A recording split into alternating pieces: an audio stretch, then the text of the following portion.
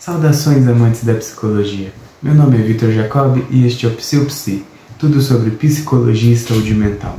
Hoje voltamos aqui com nossa série de vídeos sobre as matérias do curso de psicologia e hoje eu vou falar sobre as matérias do terceiro semestre. Bora pro vídeo.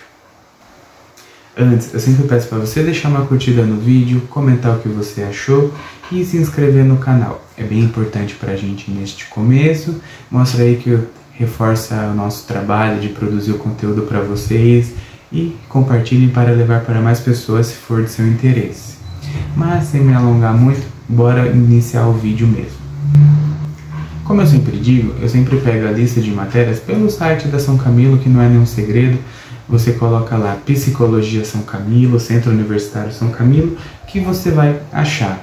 E seguindo o site, eu vou seguir a ordem das matérias para um modo de facilitar aí para vocês.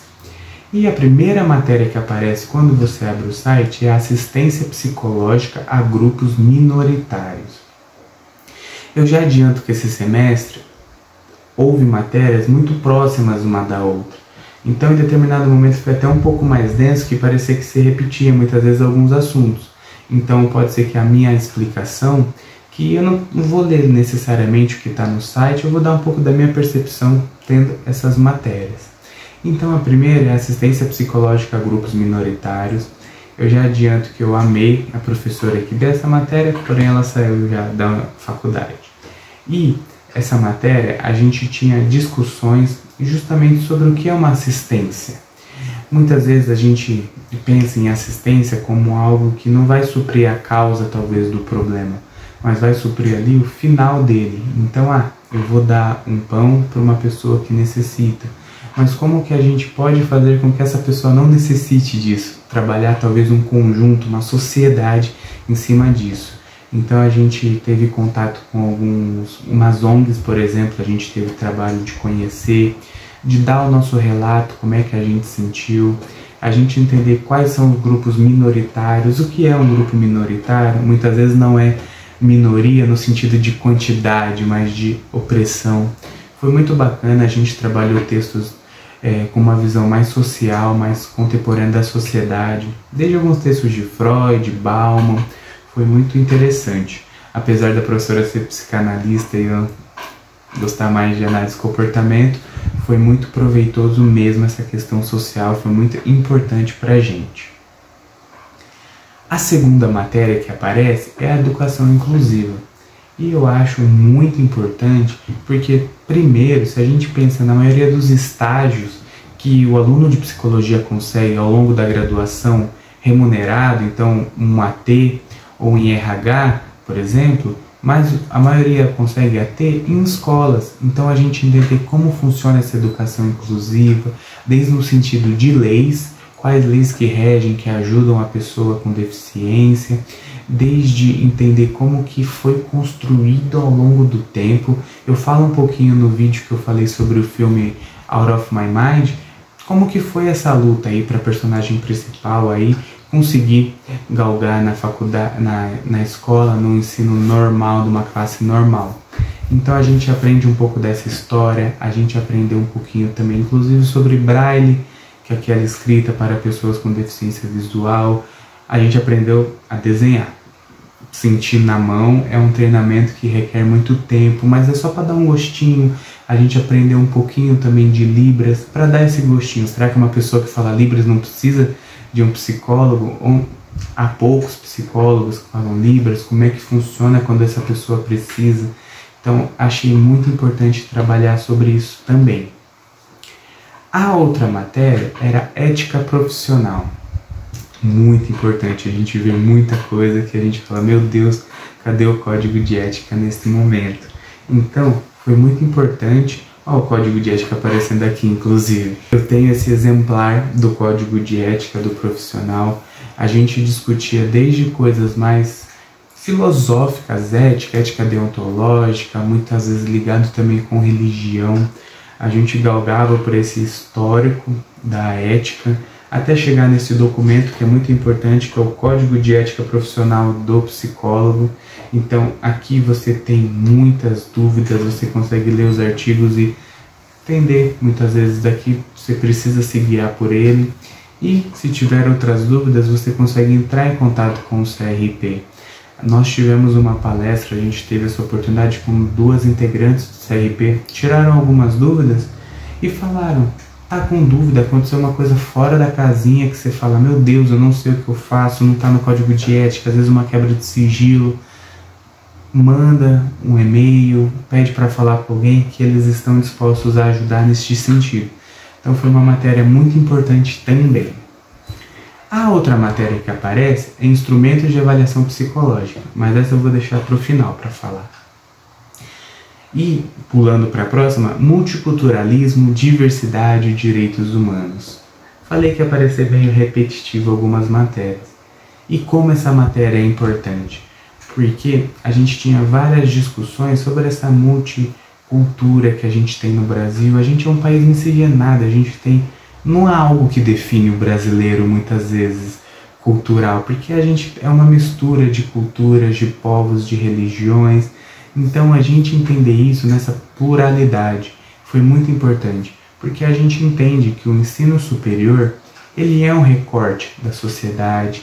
Quem tem acesso ao ensino superior muitas vezes são poucas pessoas, e quem a gente vai atender, muitas vezes a gente não pode não entender essa luta se a gente não tiver essa aula de multiculturalismo, diversidade, para entender essas lutas. Para a gente, de repente, não passar por cima de uma dor por não entender. E é óbvio que a gente teve uma aula, um semestre, mas que serviu para a gente entender de que estou na clínica, estou fazendo atendimento e tive contato com uma população, por exemplo, trans. Poxa, nunca pesquisei muito sobre, vou entrar em contato com estudos sobre essa população para entender um pouquinho melhor essa dor. Acontece, às vezes nos estágios a gente gosta, então, o paciente falou que faz tal coisa, o cliente, ou, ele é de tal religião, não conheço tal religião, deixa eu ver o que cerne essa religião, para a gente entender um pouco. Então é muito importante a gente entender esse macro para a gente atender e não passar por cima dessas questões pessoais dos nossos pacientes atendidos. A outra matéria que tem é psicologia social e comunitária. E essa matéria é muito importante também porque, se assim como eu, quando você pensa em social, assistência social, na minha cabeça vinha atendimento a pessoas em vulnerabilidade, pobres. Mas não. Social somos todos nós, uma sociedade, uma comunidade. Então como que a gente faz esse atendimento? Há vários autores muito interessantes, acho que o que mais marcou realmente foi o Martim Baró, neste sentido, mas há vários autores que a gente usou aí ao longo desse semestre para falar um pouquinho sobre essa psicologia social e comunitária em grupos, e já adiantando como que a gente tinha estágios posteriormente em social, ter essa matéria meio que ajudou a gente ter esse norte também para ir para o atendimento à comunidade.